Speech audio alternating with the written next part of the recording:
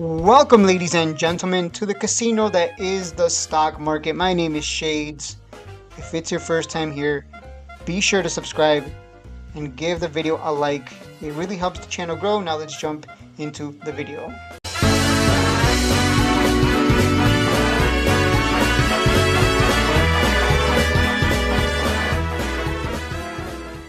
I am excited because we're finally dropping. I know a lot of people thought this thing was it's gonna go to the moon. We're gonna go to pennies. So I won't be eating a hat because I did make a tweet saying I will eat a hat if this thing goes to cents, which it didn't. By cents I meant 2 cents plus. I figured it would break 1 penny, no problem, and then eventually dump. Right? Those are penny stocks. We know that. We've been here long enough to know how penny stocks work. They pump and then they dump. Here is your dump. Now the question becomes, where is this gonna bottom out? Is it gonna bottom out at 003s like I listen AITX, or what's happening here? Where are we gonna bottom? Right now it's been nothing but selling pressure. I would expect buyers to step in at some point. Where, I don't know. I'm not gonna pretend like I know. I don't know. This is where you have to sit back and let the share price settle. Let it settle. Let things settle down. Let people, dump, and let the buyers show us where the bottom's going to be at. That's what it's going to come down to at this point. Kind of like AITX. I think I showed you AITX bottomed out at 003s, 002s. ILIS, I don't know if that's going to bottom out. That one doesn't communicate, so it's very capable of dropping even lower than AITX, which is kind of sad. We'll see where the buying pressure steps in at market close. We'll see where it closes at. If it can close above 1 penny, that'd be great. But I don't know. We'll see. We'll see how much strength is shown here by buyers. Other than that, I hopefully you guys listened. We've been here long enough that we know, that's a nice green candle. We know it's not gonna ignite the OTC, and we're gonna go to the moon and all that other stupid shit. I'm not even gonna censor myself on that one. Fuck that. Fuck that. No, that's some bullshit. No one's gonna fall for it. I don't know who would fall for it. I guess whoever bought at the fucking top. Like, how stupid do you have to be to believe this is it? This stock is so special, it's gonna go to dollars. Yeah, right. Look at this. Cybl has small cap type financials. They should be trading on the Nasdaq. Why is this in the OTC? When the shift happens in the OTC, Cybl will be leading the way. It's coming.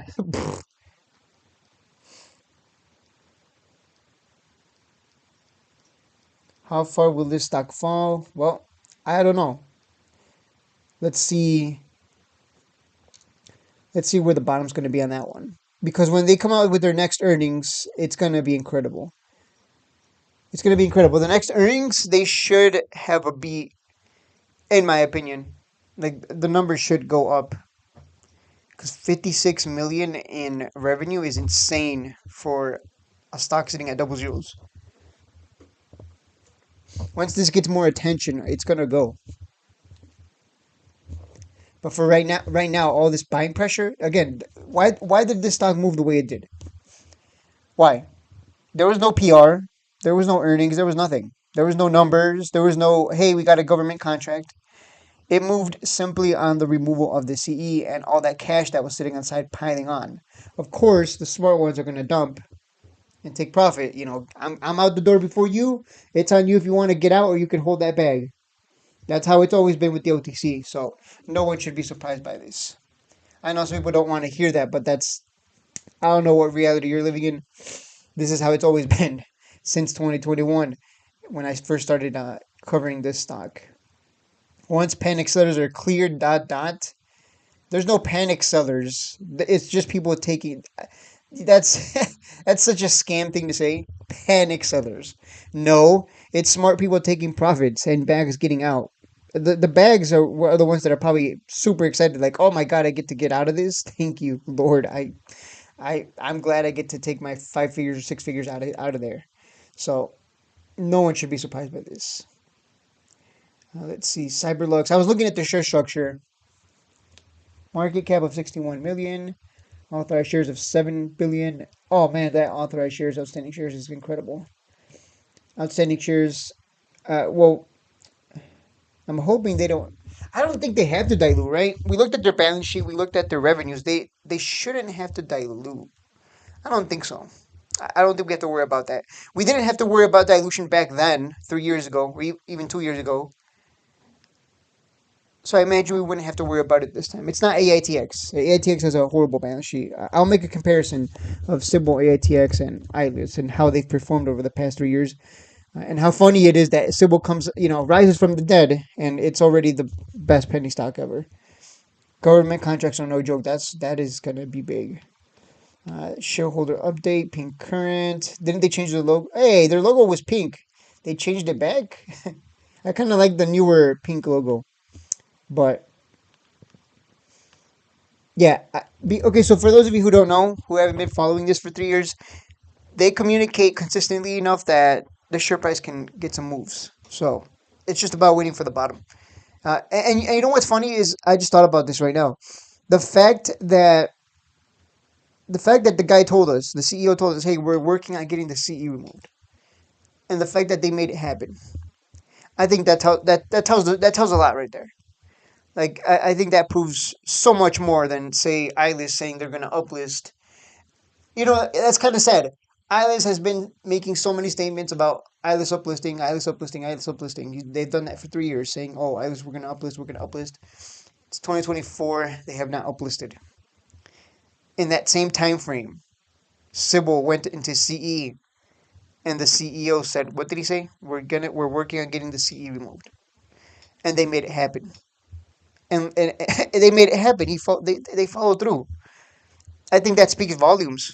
For those of you who are in ILIS or know about ILIS and who follow my ILIS videos, you know very damn well what I'm talking about. Like ILIS just talks and they don't follow through on nothing, or it takes them years, or they keep pushing deadlines. They find some excuse, one way or the other. I'm starting to think they're a scam. They're garbage in my opinion now. Look at this. In the same time frame, in less than 2 years, Cybl, what did Cybl accomplish?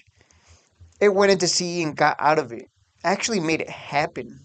The CEO isn't just all talk like a Nick Link, is what I'm trying to say. So this is a big deal. This is a big deal. Let the sell off happen. That's fine by me. Again, I can wait. Give me that bottom. I'm there.